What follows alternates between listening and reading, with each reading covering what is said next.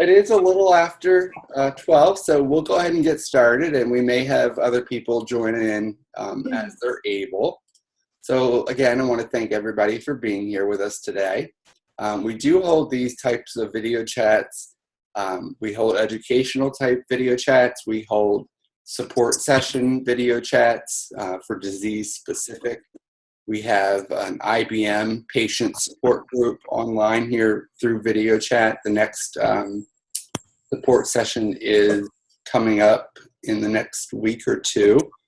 And the polymyositis and dermatomyositis video chat is coming up on the 31st. And then we also have laughter yoga, and that's coming up on the 15th. That's a lot of fun.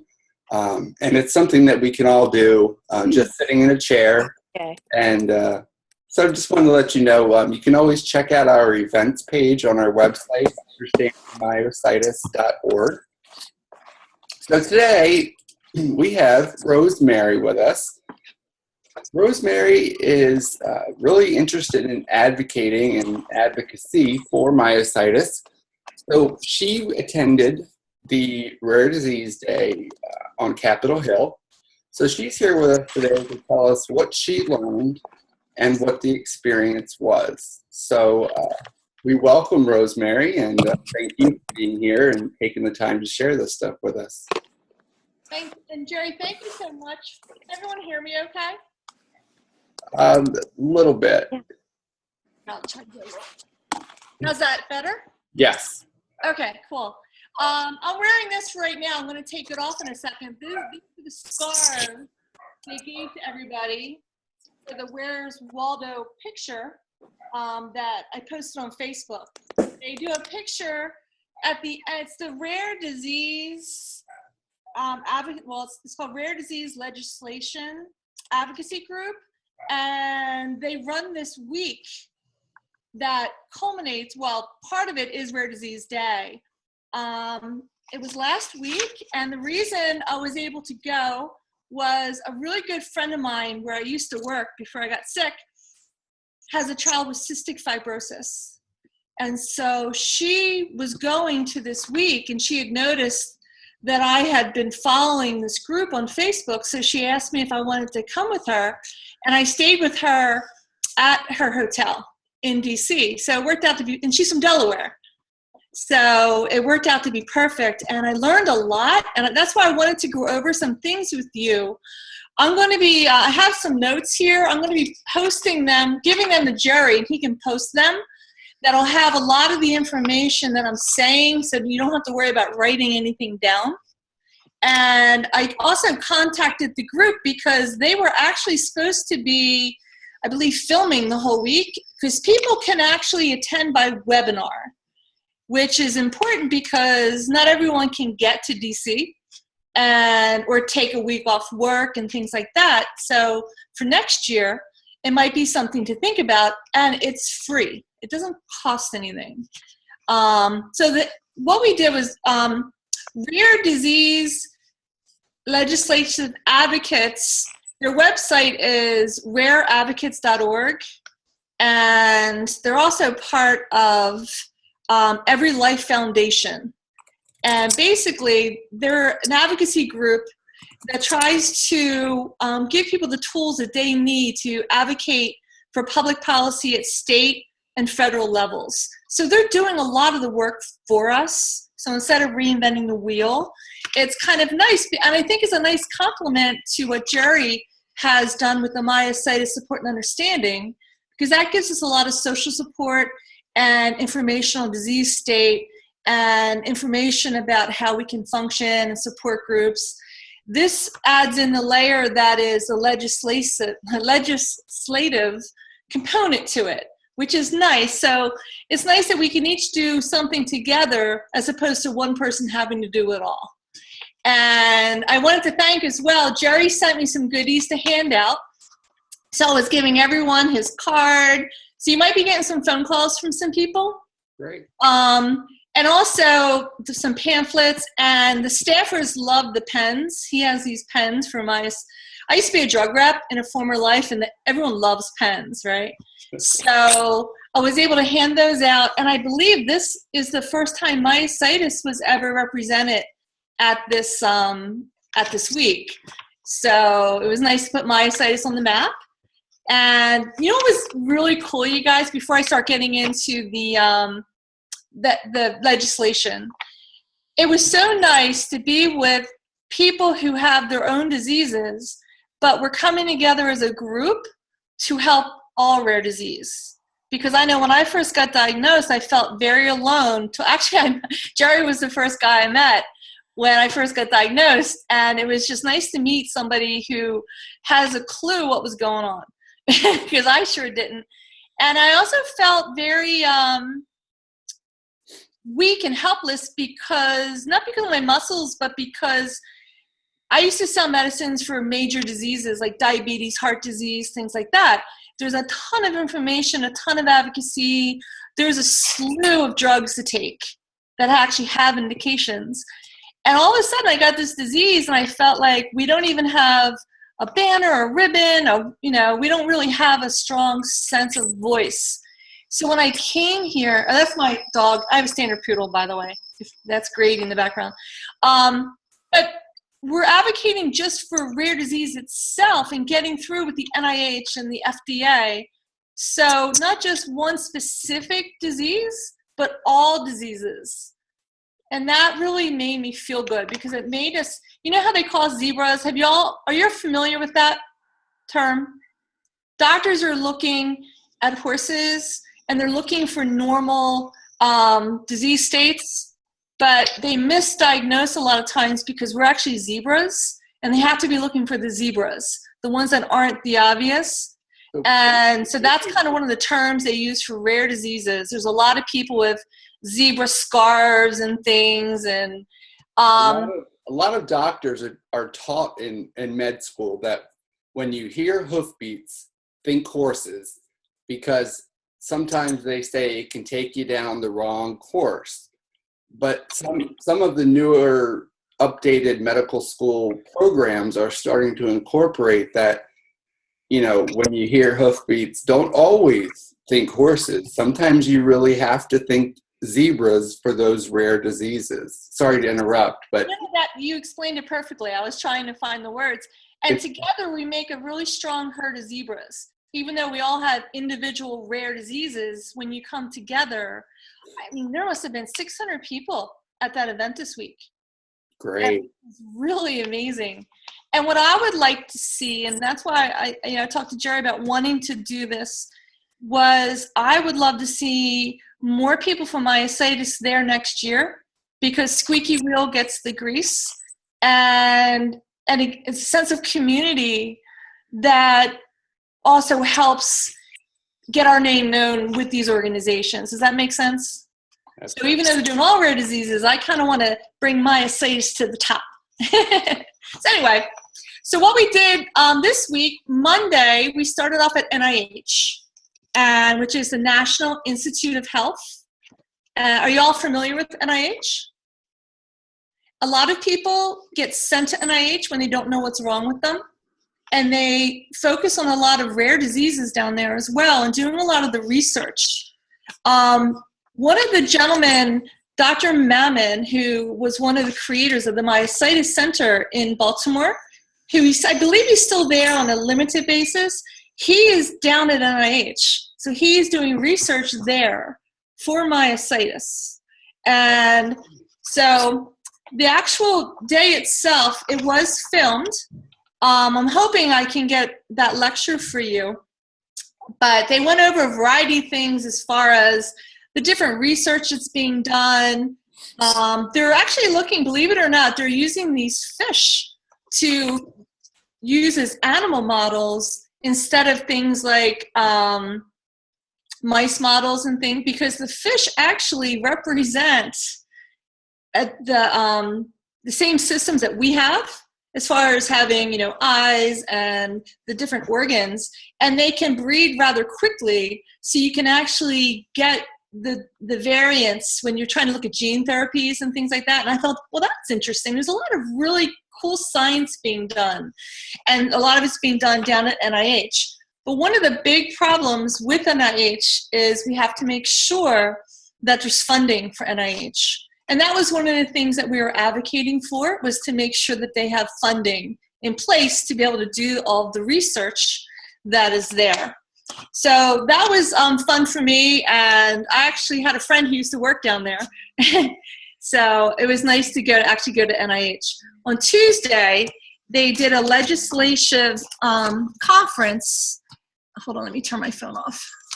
They did a legislative conference where they were kind of teaching us how to advocate. And for me, this was pretty, I'm used to, I was a drug rep for 20 years, so it was almost like a sales meeting. So they're trying to, when you get there, teach you how to be an advocate, what to say, what to do when you get to Capitol Hill. They had different people coming in from government to speak to us and to inform us about some of the different laws and acts that are being submitted and that have been signed that I had no idea were available, and they have a big impact on us. So I'm going to start off with some of that. And just so you know, I'm just going to read a little bit about RDLAs, this is from their flyer. And I wrote it word for word on my paper because it's hard to scan the information in. So I'm not plagiarizing. I just want to throw that out there, but it's easier to just write than try to recreate what they're writing. It's a program of Every Life Foundation that gives patient advocates and organizations the tool they need to advocate for public policy at the state and federal levels. It is a 501c3 nonprofit, as Jerry knows, because Myositis Support and Understanding is as well. And they're dedicated to accelerating biotech innovation for rare disease treatments through science-driven public policy. And I know sometimes it gets overwhelming with all the news, with everything going on in politics, because there's all different levels. This is dealing specifically with rare diseases, what's driving legislation that will help us. And one thing that was so refreshing to see is on Capitol Hill, there is bipartisan support for rare disease legislation. They've even created a rare disease caucus that works with the House of Representatives and the Senate. And so there's people from both sides of the aisle, and they're coming together to help find cures for rare disease. And that was just so refreshing to see.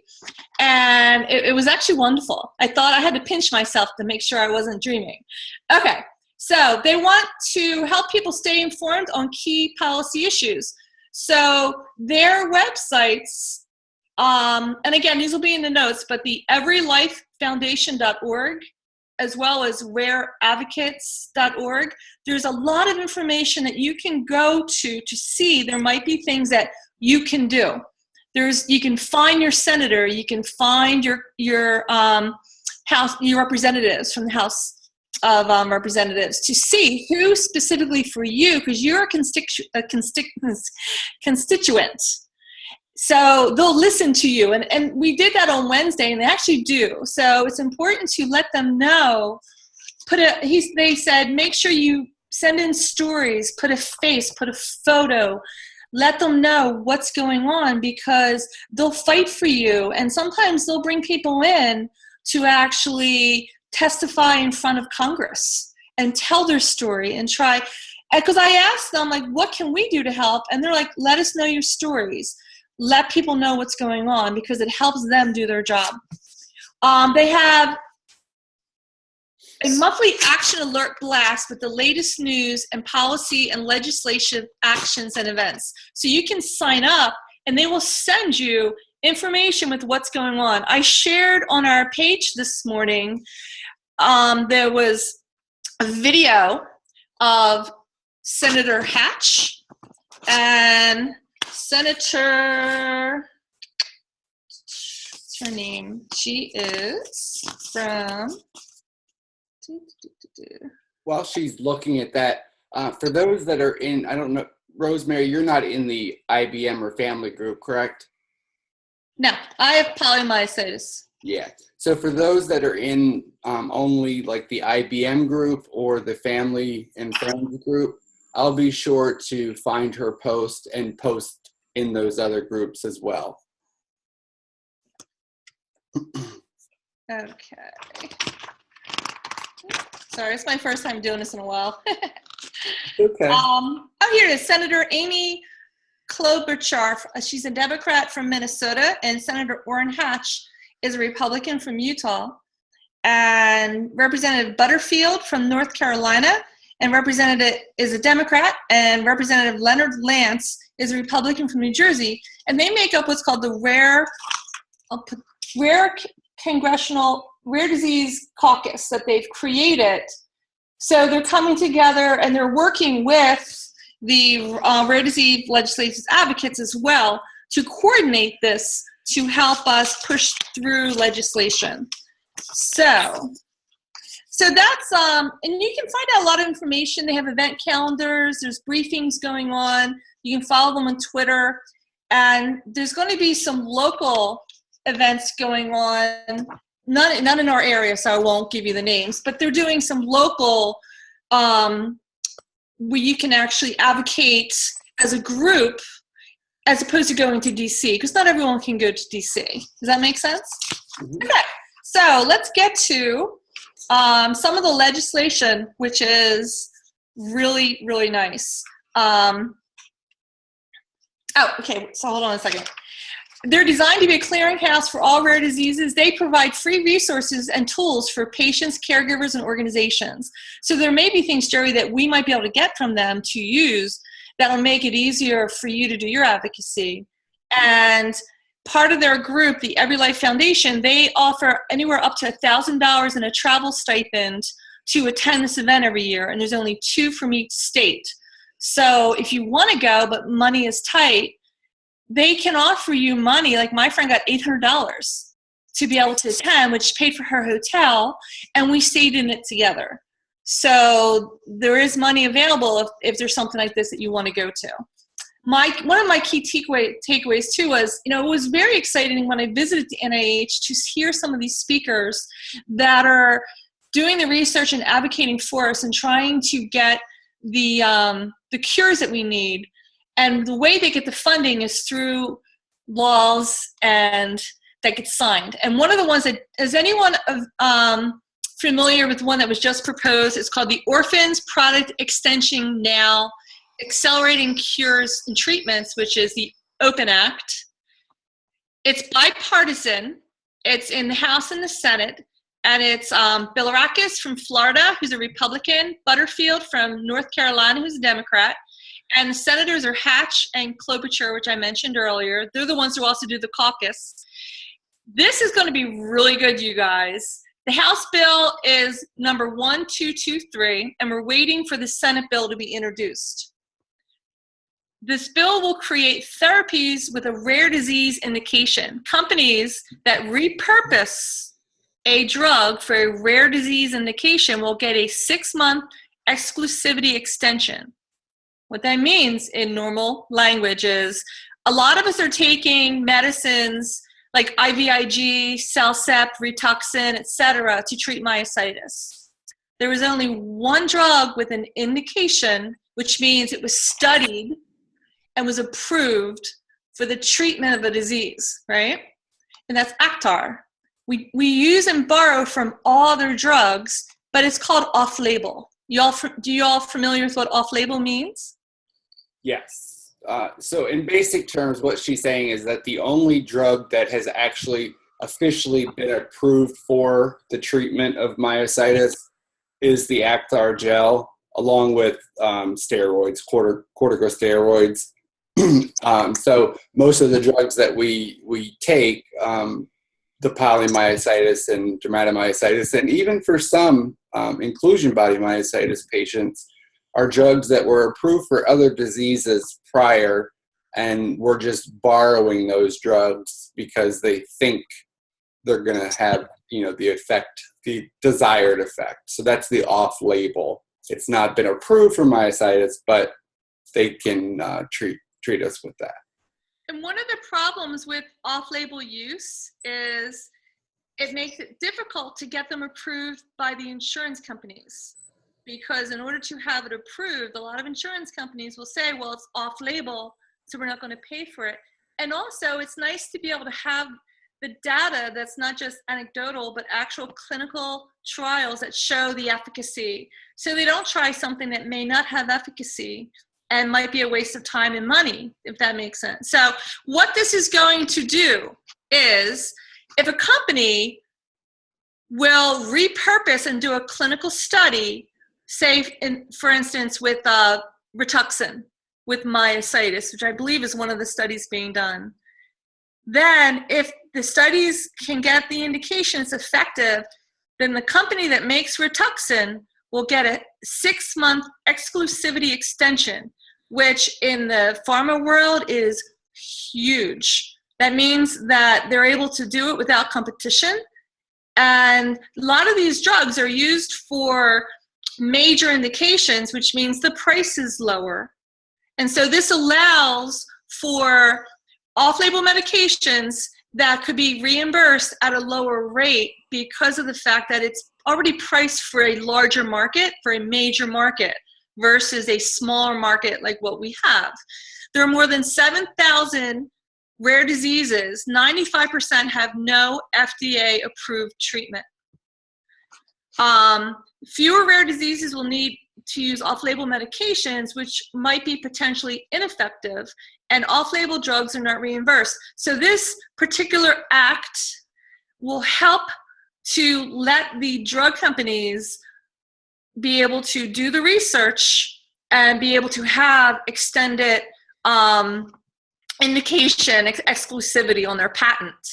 They can also, I believe, offer that voucher up to other companies who may want to buy it from them. So in a nutshell, it gives them an incentive to research for us. Because we are so rare, there's not a lot of patients. This gives the pharma industry an incentive to want to do the research, and it gives us, who you don't have to develop a brand new drug. You can use a drug that's already out there. They already know the safety for the drug, and they can repurpose it. Isn't that great news? Absolutely. And doing it already, right? Yeah. And part of the problem with clinical trials in rare diseases, they're like Rose just said, there's so few patients. Now, with some of these drugs, what they can do is there's the Orphan Drug Act, which has already been passed and is being used. And they talked about that too. I'm sorry? They talked about that as well. Okay. And that's something that can expedite the process of the FDA approval. And it also limits, some studies, like currently the IDERA clinical trial for the exploratory drug IMO 8400 for the treatment of adults with dermatomyositis. Instead of having to have this large number of patients, they only need to have 36 patients, and it can be considered an effective trial because it's a rare disease. So, sorry, just wanted to throw that out there. What's nice about the Orphan Drug Act, Senator Hatch was the one who introduced that. So they're continuing to look into legislation that will help companies be able to do the orphan drugs. And what they might do as well is you may not have to have the same amount of numbers. And this, I wasn't taking notes on this because they told us there was going to be, we will be able to view it later. But at the NIH, they were talking about this. So they kind of, the FDA isn't as stringent on some of the things that they need to see to get a drug approved. And it also makes it faster to get through the approval process, because generally it takes about 15 years to get through. And they want to expedite getting the drugs for rare diseases through the whole process. And that's one of the things that I think has been helpful. That's one of the reasons why we've been able to get some of these drugs to market that we would not have been able to. And I have a friend who works for Shire, and Shire was one of the sponsors for this week. All they do is rare disease. That is their entire wheelhouse. And so this allows them to be able to find these diseases and help these people, but at the same time, be able to get the drugs to market. Now, the 21st century. Okay. Sorry. Just real quick, for those of you that aren't kind of wondering where that orphan kind of word comes in with rare diseases, rare diseases are also known as orphan diseases. So that's where the Orphan Drug Act, that's where it gets its name from. So just wanted a little tip there. Okay, and a lot of this information, so you know, is on the website for the rare disease, for the rare advocates. So a lot of it is there, and you can even Google some of them to find out in depth. The 21st Century Cures Act. That was actually, the background is in 2014, the House Energy and Commerce Committee began a bipartisan initiative to improve biomedical innovation in the U.S. This effort would become known as the 21st Century Cures Act. It was led by Fred Upton of a Republican from, MI is Missouri or Minnesota? Michigan. And anyway, he's from, and Diane DeGetti from a Democrat from Colorado. Under their leadership, the committee convened a variety of stakeholders from the biomedical community to provide input. They also included a patient advocacy component, which is wonderful. Throughout the legislative process, rare disease patients and patient organizations engaged the House and Senate in the hearings, action alerts, and meetings on Capitol Hill. This two-year advocacy campaign had highs and lows, but it represented a bipartisan opportunity to make progress in advancing treatments for rare diseases. The victory is, after moving through the House with strong bipartisan vote, 392 to 26. And trust me, I know the two from Maryland who didn't vote for it, and I already called them out on Facebook. They're not my representatives, but I made sure that the people who voted no, that people know that they didn't vote for this. And then it was 94 to 5 in the Senate. And that's where we can be advocates for our states. We can find, all of the names are on that website, so you don't have to go search it yourself. It's there. And so part of this is also the HOPE Act, which provides a priority voucher for a future drug when a company develops a drug for a pediatric rare disease. And we do have juvenile dermatomyositis. So if they develop a drug for pediatric indication that's rare, they can actually have a priority, kind of like a fast pass through the FDA for a future drug they plan to develop for the masses, where they can sell it. So essentially it cuts down, I think, 3 to 6 months, I believe, from the process. So that's the incentive for the drug companies to want to research it. You have the cancer moonshot, which Vice President Biden has spoken about for cures for cancer. And I know there's a lot of overlap with cancer with what we have. Patient voice, this is huge, you guys. Jerry, especially, we need to talk later about this. It allows for patients to provide feedback and have a voice in the development of drugs.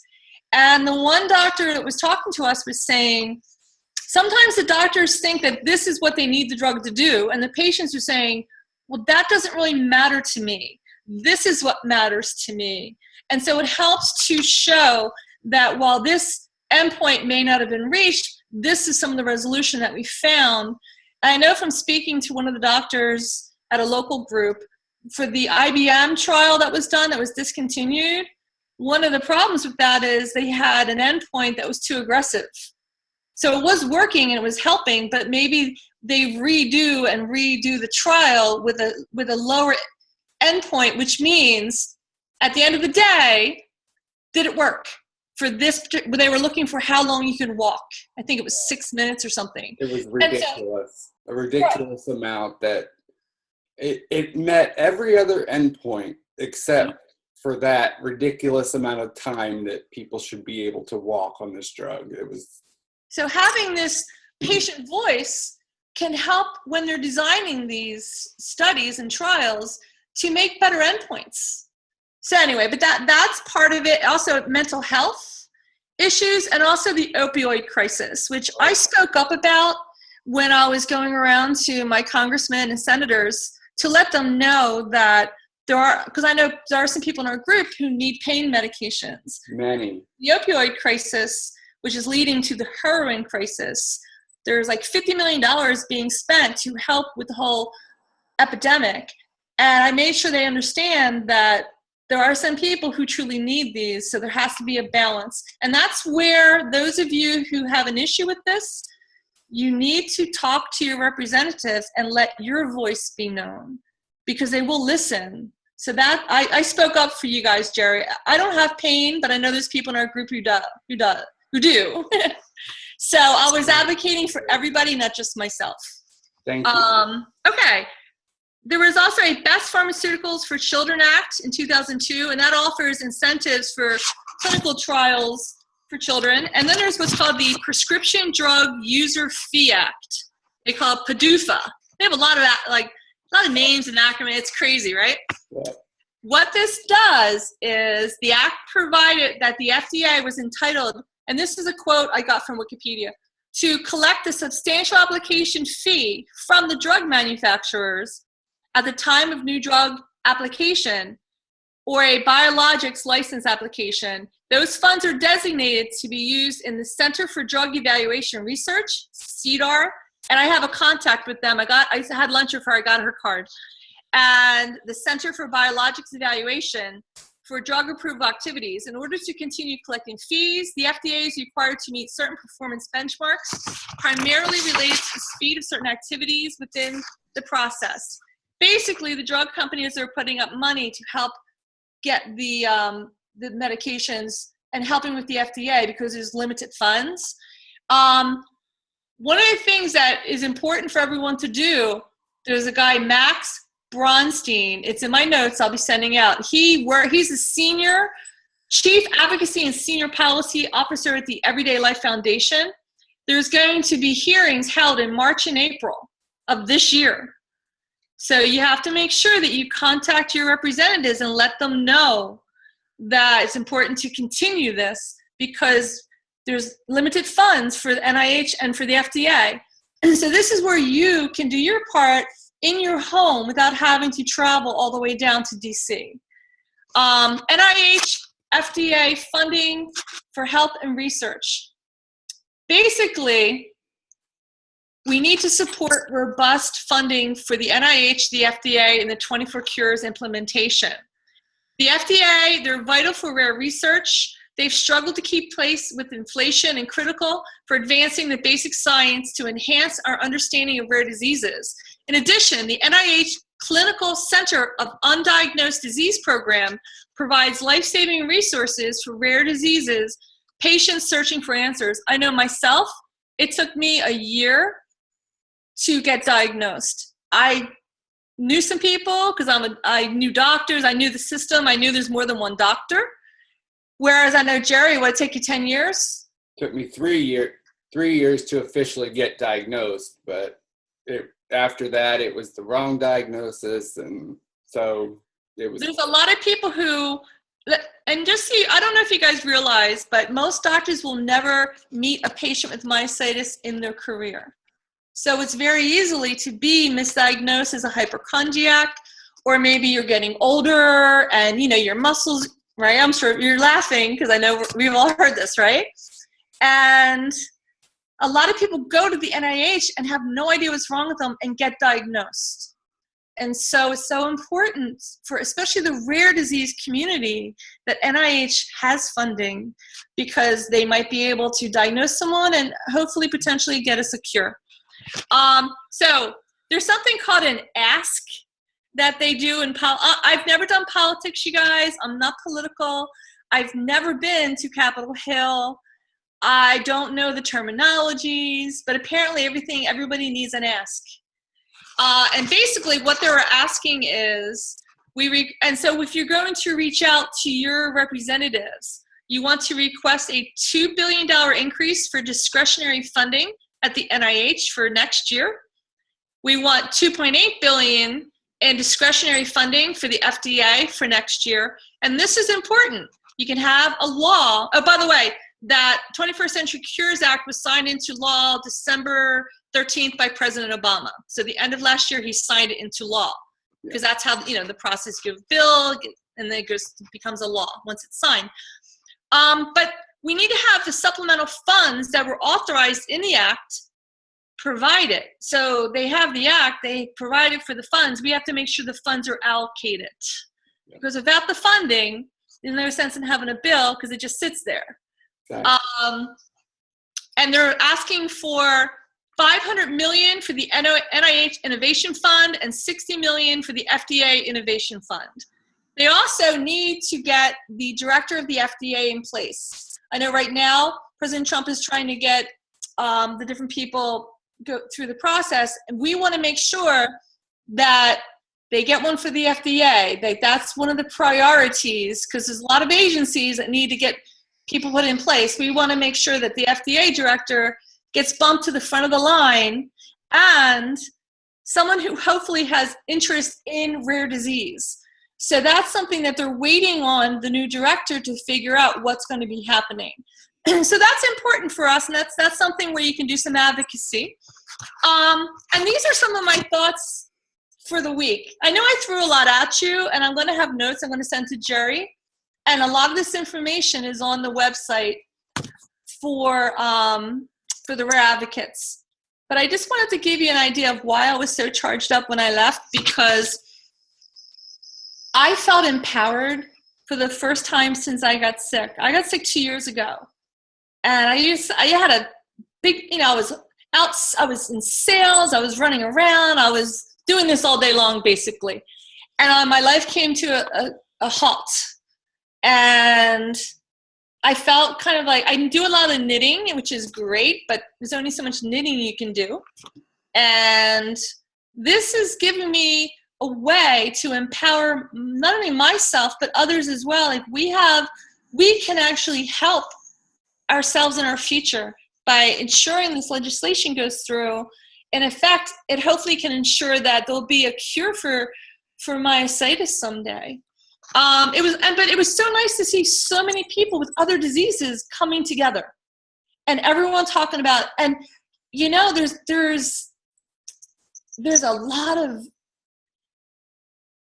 really bad things out there, and I know that we're pretty bad ourselves, but there's some, and you're like, oh, God bless, and there's maybe 5 in the world, and there are maybe 3 in the world, that type of a thing. So I almost feel like we're kind of big because we've got about 40,000 people. So I feel like we've got a big tribe going on. I noticed that in my state, what happened too, and this is where I really, really, really want us to be able to make because we're not that far away from DC. We can drive, we can do a road trip to DC. But there are ones, encephalitis is, water on the brain, where people have to get the shunts put in. In the state of Maryland, there was probably 15 people. I think 7 of them were from that group. And there's another called Ehlers-Danlos syndrome, where people are super hyper flexible, where their hip can get dislocating just by walking. There must have been 5 or 6 with that. And when we went into the meetings, everyone had to tell their story. And so over and over again, they were telling that story. They knew about them. They have a really strong advocacy group. And the one group, the encephalitis group, was working with the senator already on something and some legislations particular to them. So if we can get more people from myositis to go, we can get more people to take notice of us. And we can have a little bit bigger voice, and maybe, like I said, the squeaky wheel gets, and I don't mind doing it because I have a big mouth and I don't mind going, and I paced myself. It was interesting, and it kind of worked to my advantage because you have this whole group of people, and I loved them. They were nice, but you had to get away from them at times. You know what I'm saying? So on Wednesday, we went to Capitol Hill, and they had meetings set up with us, with our senators and our representatives. So they had that all set up for us. But there was a gap between, at 10 o'clock, at 10:30, then one was at 2:30, the other one was at 4:30. Well, between the 2:30 and the 4:30, I showed up an hour early at Senator Cardin's, and they have couches in their little offices. And I was chit-chatting up the staff, getting names, finding out what the deal was. I have a whole bunch of business cards. And then especially for Van Holland, I got there 2 hours early because by that time, you guys, I was exhausted. And you know what it's like, end of the day, your muscles start shutting down. You're tired. And I must have seen at least 5 groups come in while I was there. And I asked them, and I go, we get like 15 groups a day coming in. They see a lot of people. But what makes them remember us? What makes them remember our group? And the cool thing was, and I have to give it to for Senator Van Hollen, our appointment was 4:30. He got there at 4:45. I'm sorry, at his staffer got a 4:45 because he was in meetings. By the way, he's on the appropriations committee, which means the money. So you want to go after the ones who have the money that can spend the money on where we need it. He showed up at 5 o'clock at the end of a busy day and stayed till 6 o'clock. He asked each one of us in the room to tell our story. And they actually listened, like they were really listening.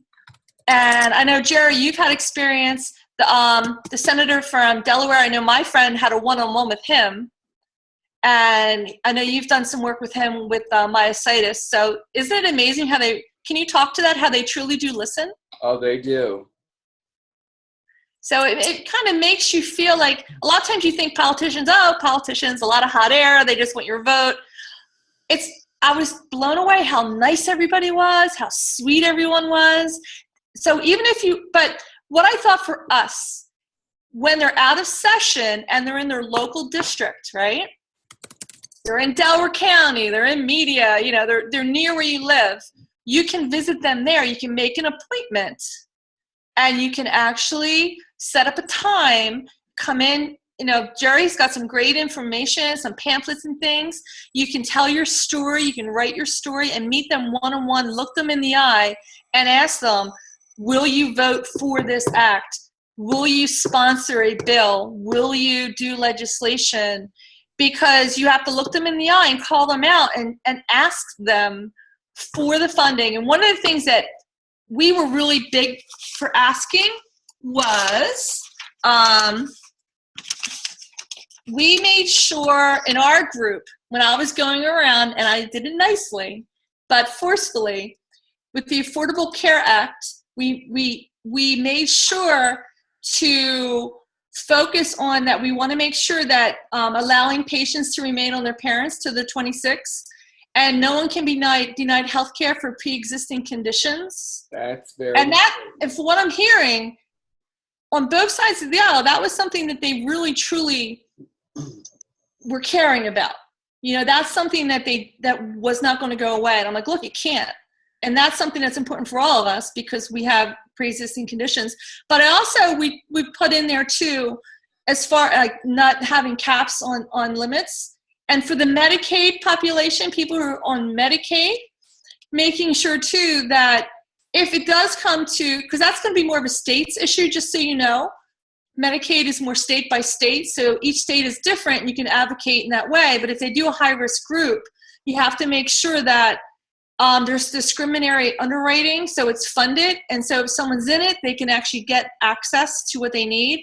And I brought up to a bunch of people about disability, and I actually said it to Van Hollen, they don't realize this unless we tell them.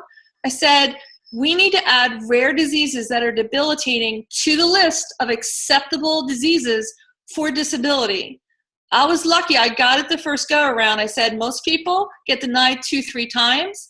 It takes a few years, and they don't have money coming in. Many of them are alone, and they're fighting, and the lawyer takes it. If we can put the debilitating diseases that are rare on that list, it'll save people a lot of time and a lot of frustration. And I also brought up the fact that I don't believe it's correct that you have to wait 2 years being on disability to get health care through Medicare. Because you're sick, which is why you're on disability, but then you have to wait 2 years in order to have health care. I was blessed, my company gave me 2 years health care. But most people don't have that, and they didn't know that. Like, they need to hear those stories, because I think it's crazy that you have to wait 2 years personally. And so that was my that I went off script, and I added that in there. Because I think it's important, and they won't know unless we tell them. And that's why I was getting so fired up. I'm like, they're hearing from us. And also I let them know too about step therapy with insurances, that you have to fail 2 therapies before the drug the doctor wants to use can be used. Like right now, I'm waiting on, I had been using one insurance. I had to wait 6 months. I told him, I said, I had to wait 6 months to get IVIG. I may not have been disabled right now, be able to work, if I had gotten that from the beginning, because it truly helped me. I said, in the meantime, you have to wait, and my muscles were dying as I was waiting. And I'm waiting again right now. I'm like 2 months behind because I'm waiting for a new, and they didn't realize this. I'm like, yeah, there's drugs that can help. And that's where the Open Act can help. If we get the indications, the insurance companies can't play those games with us anymore. Yeah. But, oh, and one last thing, let me just bring this up. There was a rare artist exhibition. I tried to get people to do it earlier this year on Facebook, but we didn't really get a lot of people jump on.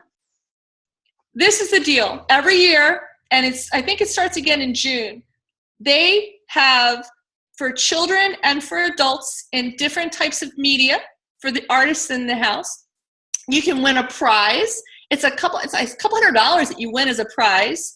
They'll help you get travel to DC to accept it. You get to do a little thank you speech, and everyone who thanked them their name was being known to the congressman. Hey, I have this. And it seems like Ehlers-Danlos syndrome had a lot of winners because their community knows this, and you vote for it, and it's all by popular vote, and then one person is by they choose. So we as a community can get our people to submit artwork, but as a community, we have to vote. And you can vote like every few weeks. It doesn't cost a dime. It's free. And we can get our name on the mat. And I'm very, very passionate about this one, Jerry, because we have a lot of artists.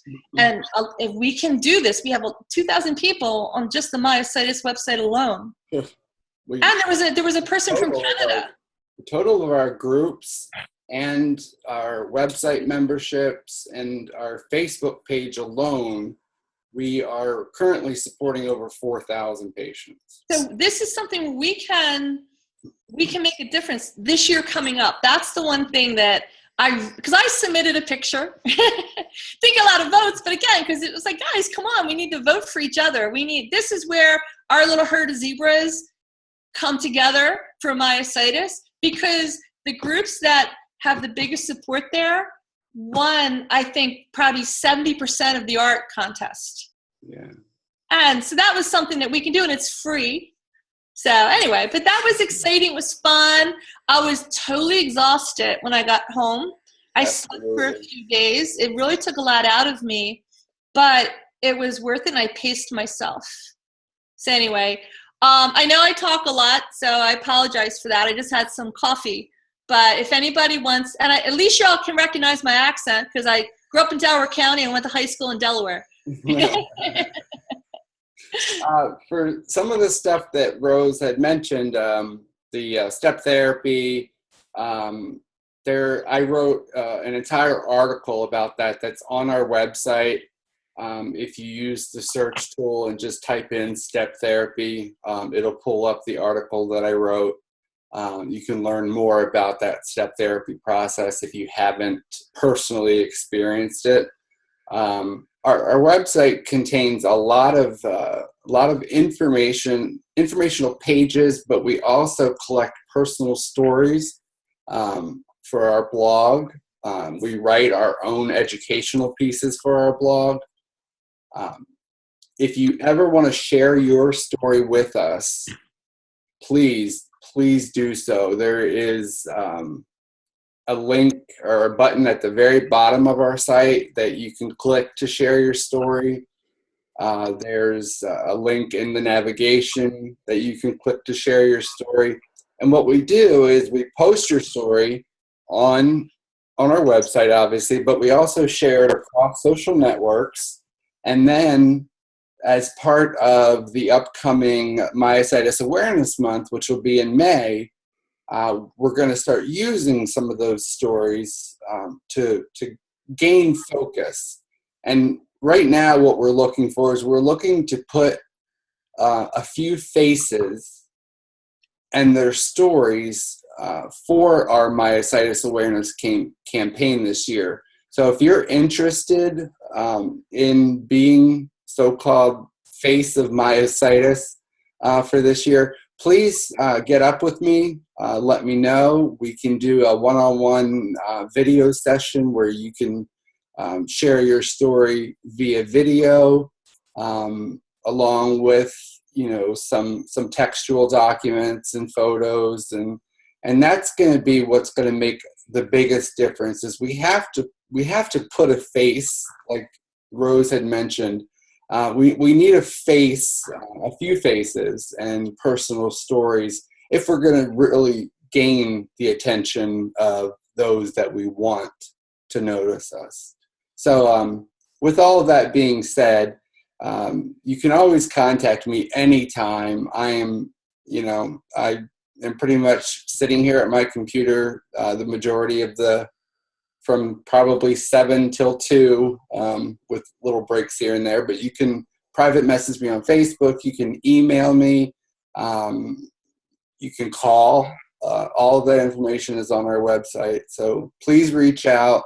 If you have any ideas how we can do things better, reach out. We want to hear, because this is your organization. It was founded by myositis patients for myositis patients and caregivers. So I want to thank Rose for providing us all that information. Very, very good stuff, and I appreciate you attending the Rare Disease Week on Capitol Hill. And we're going to release this video so others can see. And like she said, she's going to send me the content so that I can create a post on our blog. And once that's all ready to go, I will share that information, and you guys can get the links that she had mentioned to the resources, and we can go from there. So does anybody have any questions? Yes, Sarah. Let me unmute you. Go ahead, Sarah. Did hear, Rose, that there's something we should be doing in March and April for our representatives to vote for something. Yes.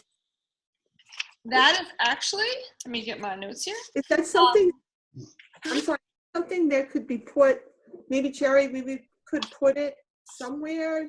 Because if I write it down, I mean, I'm just one person. Exactly. And you're going to tell me what to do, but will I be able to find? Can we put it in the files section, Jerry? Like that way people can access it in the files? There's a number of things that we can do. I can, once everything is sent to me from you, and you and I kind of get everything so that it's organized. There's a number of ways that we can link it so that people can gain access to it easily.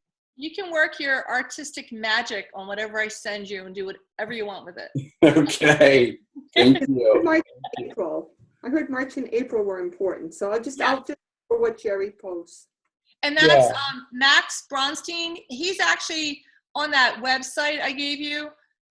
There's going to be hearings for funding for the PDUFA, which is where the pharma companies can give funding to be able to get the products through the FDA. And so there's going to be hearings on it in March and April.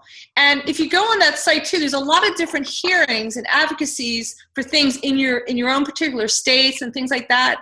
So a lot of that, if you go to that site, there's a lot of things that we can do. And there's ways you can look up your senator, and they'll have the letters already written up. All you have to do is sign your name and send it to make it as easy as possible. Good. And Good. there's things that we can do to create similar letters for other things, and people can just download it. They can copy and paste into an email from the document, stuff like that. We'll make it as easy as possible. We try to do that on everything that we do, because we know some people, can't type much, due to the like IBM losing the finger, the Mobility. Well, there's a certain term, it's just not coming to me, but so we understand that there's many limitations that we have. So we'll try to make everything as easy as possible. That's good, and I think we really have to have our voice be heard. Absolutely. The ACA changes and cuts in the medical what do you call it, research. So I think we really have to be our own advocates even more so now. Just concerned. I think it's good. I think it's great, pre-existing conditions, but I just wonder how much it's going to be.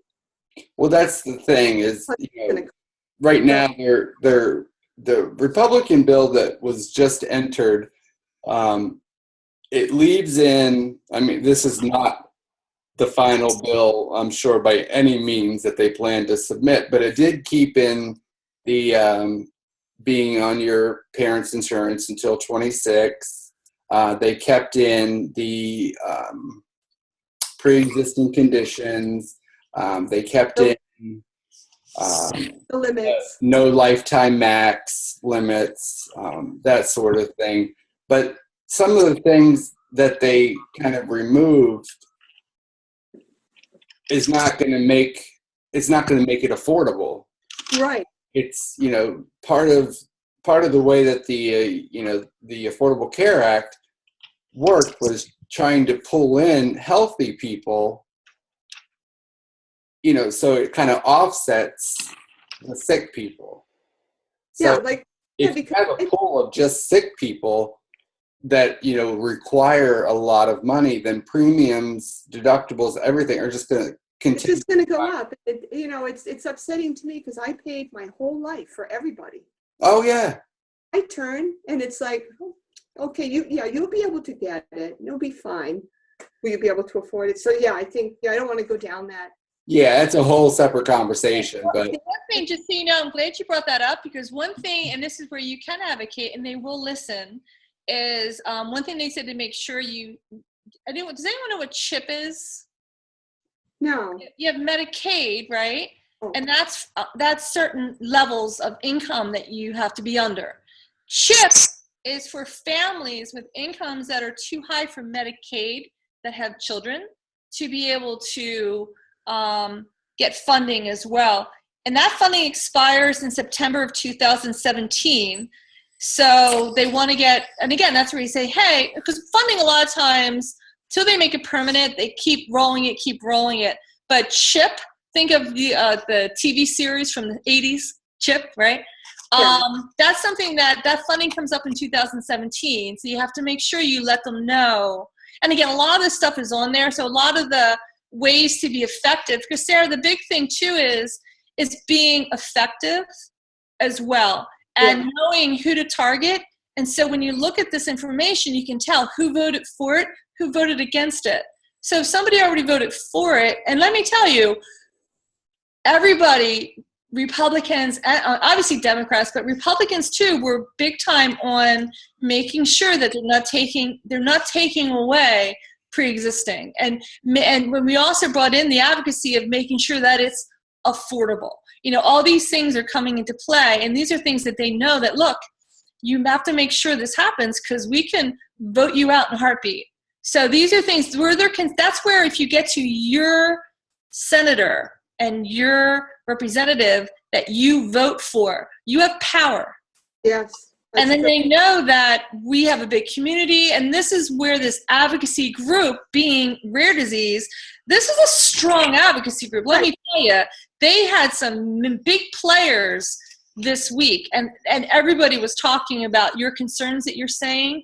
Everybody was talking about it, and the cool thing is, when we went to Capitol Hill on Wednesday, the entire Senate and the entire Congress from every state but except 2 heard the message that I've been saying today. So they've heard the message about affordability and about also making sure Medicaid is funded for the states and things like that. So they got into a lot of that, Jerry, but it was, but my key takeaway was I have the power to listen and go to these roundtables and town halls, and I actually listened to Andy Harris's. He had an online one, which is great for me because I can't go to a lot of these things, and we don't have the energy.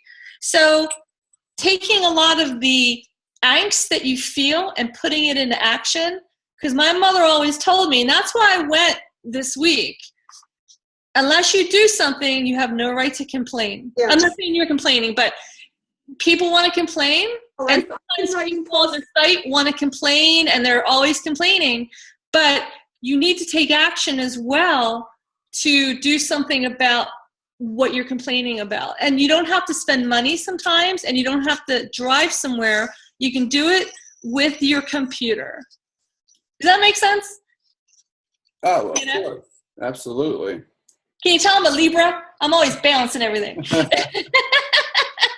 You know what? We have family and friends too. So it's not only the 4,000 that Jerry mentioned. Sure. We can reach out to our own family and friends. And be your own, and that's why I started doing, I guess last year, I started doing stuff on my own personal Facebook page. Anyway. All right, guys, well, if there's no other questions, Was this helpful? I'm sorry? Was this helpful? Yes, very helpful. Yeah. I feel so. I want to share one thing. Is Dr. Thomas Lloyd at Hopkins. I don't know if Randy, my husband here, is his patient. Yes. We actually are sending him money directly, and our friends are, because he is doing the research there with Stein and the other one. And if you send it to Johns Hopkins, it gets, who knows where. If you send it directly to them for specifically Myositis or IBM, whatever kind of research you want, they are using those funds, and hopefully they're going to come up with another clinical trial there. But he's another one. He's on the Myositis board now, I think. Yes. Thomas Lloyd, yeah. Yeah, Dr. Lloyd is a great guy. He really is. So thank you for that. Any way we can help you with, that would be great. Awesome. I have to tell this one quick story, and then I'll go. I don't believe you. Well, talk about how rare we are, right? You should run for governor. Well, I used to be in sales, so there you go. Yeah. I had joined this women's club that a friend of mine had me join, because that made my brain didn't go to mush when I was home not working. And she had me sit down next to this lady, and I won't say her name because of privacy concerns, but we started talking, and we were talking about doing something for St. Patrick's Day, which is my national holiday. And they're having there. She goes, oh, well, my husband, I don't know if we can do it. He has a lot of fatigue. I'm like, really? He goes, yeah. He came down with this autoimmune condition. I'm like, really? Tell me more. And she goes, yeah, it's this crazy thing. And it came all of a sudden, and he almost died. He was in the hospital for 2 months. She goes, it's like this dermatomyositis. Yeah, dermatomyositis. I was like, yeah. I said, I have polymyositis.